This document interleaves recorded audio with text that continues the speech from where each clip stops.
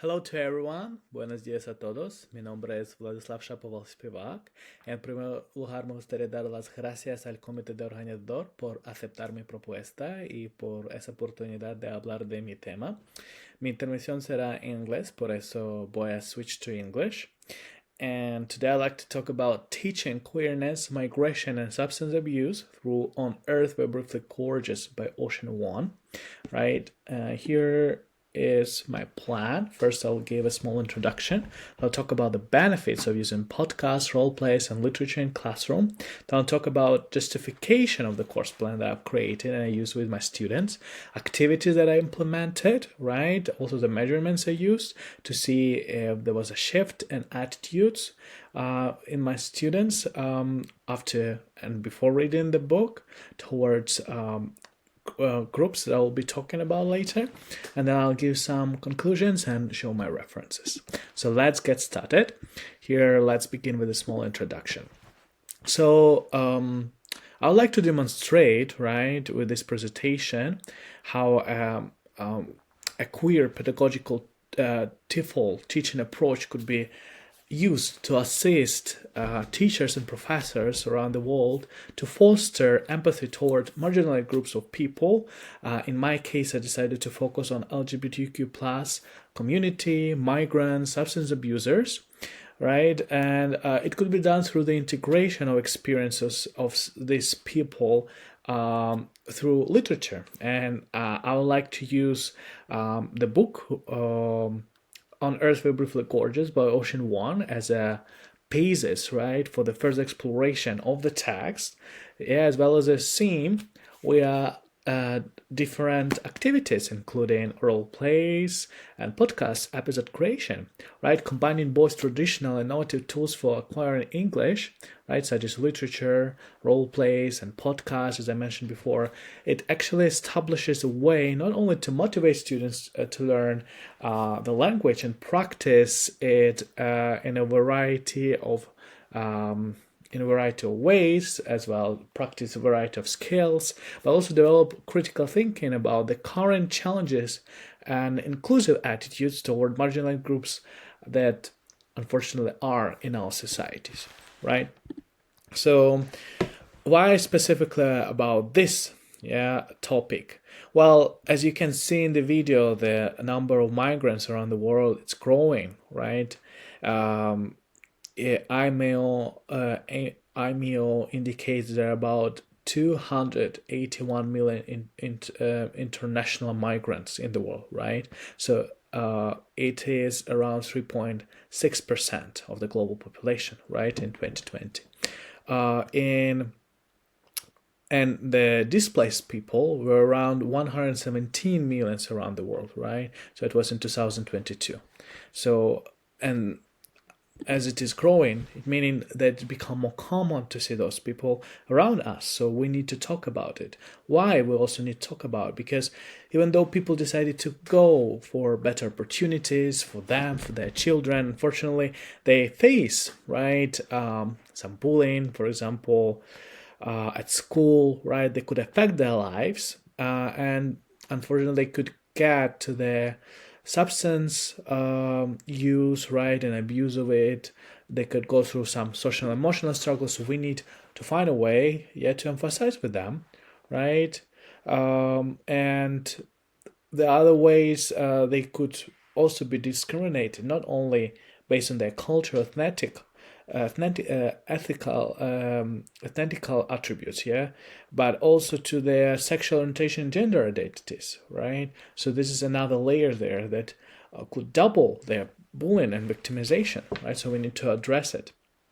Also, there actually was a report that stated that around 80% or even more than 80% recall negative comments of bullying at school, and 2 out of 3 hid and disguised their identity, being a part of LGBTQ plus community at school. It's a tremendous number that we have to address in a way. And education, literature in particular could serve as a great platform to tackle this issue via different forms, fostering empathy toward migrants, queers, queer migrants, and substance abusers, right? So let's talk about the benefits, briefly. Why I've decided to focus specifically on this part. So literature, as we can see here, can actually establish a personal connection and interest with literary text, right? And this making students, right, be more interested in this, motivated, also making the learning process more pleasant, in a way. The podcast, in a way, helps us to develop critical thinking, that is enhanced in a cooperative learning environment. And role plays could foster vocabulary learning, as well as comprehension of historical process, boosting literary experience and giving opportunity to reflect on a collaborative, profound approach, right? So the different skills I tucked in here, so they can be used and developed in the classroom, right? So let's talk about the justification of the plan here. First, I'd like to talk why I've decided to use this novel, right? So briefly about it, it's written as a letter to the mother Hong, right, by a little dog who narrates the story, right? He's a young Vietnamese American whose actual life mirrors Ocean One's, the author himself. And the brief description of the book is that the Hong, the mother, right, works in nail salon, struggling as a single mother in Hartford, Connecticut, where she lives with her son, Little Dog, and her own motherland. As a refugee in America, three of them navigate life with limited English. During his childhood, Little Dog, who is gay, endures physical abuse from his mother. Later on, working on a tobacco farm one summer, he meets Trevor, a young white man. The two form a romantic relation, but Trevor eventually becomes addicted to opioids, right? So it's actually a perfect way to navigate and combine all of this topic in one book and discuss it with their students. So this book could be taught different foreign language courses at the University of Almeria. They offer English 3, which is around B2 level, or if there's an opportunity, B1, C2, C1. So starting from B2 to C1, that would be a great way to integrate this literature because it's quite heavy. So students should also be able to understand, right? They could also learn new words, but they also should understand. And the goals are described here. I'm not going to focus on them, but I'll just mention a few. For example, to develop empathy towards migrants, queer migrants, substance abusers, and so on, to enhance English languages, right? So they go along with outcomes, empathy towards the marginalized groups, enhance English language competencies, right? Reading, listening, speaking, writing, different skills, develop the hard skills as well. For example, the use of tools like to create a podcast, right? Like Riverside, Canva, and so on. Soft skills, right? So they could develop critical thinking, comprehension of social, cultural environment of the US, as another way to understand the culture, English, understand the role of immigrants or migrants in the US, right? Why they are so important and what is the role there in the United States. Now, what activities were implemented actually in the classroom? So first, I have to say that the book has 3 parts. So it was divided into 3 parts and was given a 2-week time for them to read that, right? So as a result, we were focusing together on different aspects. So first we started with the migration process, right? During the migration process, I've developed the game where they had to create in groups their own countries, right? So there's some examples that I'm showing you, right? They had to think about the name, about the possible flag, about what is important in their countries, right? And then they had to imagine, we started the role play that unfortunately they had to leave their countries and move to another one because the war broke out there, and they were given and assigned different roles. So they were like families going from one country to another. and they had border controls, and the border control agents, they had to decide who will be in, who will be out. So in this way they could feel what sometimes is for migrants when they move from one place to another. Sometimes they are separated, sometimes they are not allowed at all, sometimes they all enter. So it really depends on the luck, right, and on the decision of the agent. So they could feel it in that way. The next part was about queerness. That's actually when a little dog meets Trevor. So we talked about LGBTQ plus rights.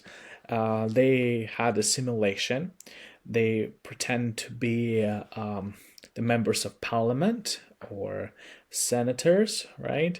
And everything started as a video that was circulating, actually a famous musical video by Heiser, Take Me to Church, where we could see the sensitive moment of bullying and where there's a victim of hate crime. And what they have to do is to discuss different different bills that were introduced on the floor, so they could debate later and decide if they want to vote for them or not. And there were different camps, right? There were one camp that supports the bill, another camp that doesn't support and campaigns against it, and they were like undecided. Decided senators, right? So the first one is a marriage equality bill, which talks about the same-sex marriage proposal, right? And hate crimes prevention act that talks about the sentences, right? The violence that exists that should be punished by law. So they are real examples. The first bill is that was drafted in Spain in 2005, right, and was accepted by the Senate. And the second one was actually in the United States. So in this way, they also learned the social, cultural aspects of countries where they are. And finally, there was a substance abuse part in the third, where he learns that Trevor dies. So we talked about also opioid crisis that started, has an uphill in the United States, and as a result, they had to talk about. We talked about addiction, right? We talked about different types of drugs that exist, and they had to read about them and create a small presentation and decide, if there is a way they want to try them. And all of them said no, because after reading and understanding the outcomes of taking them, they realize it's not actually their cup of tea. They don't want to engage because they could be quite dangerous. As a final task, what they had to do is to create an episode podcast, right? So basically they were divided into groups of 3-4 students, and they had to record a video of 15 or 20 minutes. So each student would speak for around 5 minutes, and they had to go through different parts, right? So first they would talk about topics, right, that were within the book. For example, the oceans queer experience in the US, the opioid crisis in the US, Trevor and his impact on ocean one. So something that's very related to the book, right? And then they had to talk about the first exploration, right? So how is that, for example, language struggle, how is it represented in the one's family, right? And how, for example, in general, migrants struggle in the United States or in any country, or for example, LGBTQ plus protection, or some different interviews were taken by migrants and talking about their experiences. So they had to do that part. They also had to develop a cover for their episodes as well as script. So to use some sources as well, so they could cite, for example, some numbers and so on. And as a result, there were wonderful episodes they were presented, and for example, you can see some covers from them. For the sake of time, I cannot play parts of it, but yeah, they were wonderful. We've got around 10 groups, and they all created their wonderful episodes talking about different aspects. That was also interesting to hear for the students as well. And what measures were taken during the whole course? There were different questionnaires, initial, midterm, and final questionnaire. Unfortunately, the results cannot be conclusive because of the low number of participants. The first one had 22, the second one had 14, the last one had only 2. So I'm going to take this for the further classes, right, and try to do the same activities and see, and then I might conclude if the attitudes toward migrants, toward LGBTQ plus community and substance abuse have changed or they haven't, right? So to see, but for what I've heard from my students and what they told me, they saw it in different ways. They never, for example, saw it or experienced, the same experiences that Little Dog had gone through, and they kind of changed in a positive way. They said they understood better now the struggle they were going through. So the empathy at least was established, and I was happy with that. So what conclusions can I give it to you? So it is believed, right, that this methodology not only improved student skill, such as speaking, right, listening, writing, critical thinking, but also cultivated empathy toward through creativity and deep interaction, including role plays, right?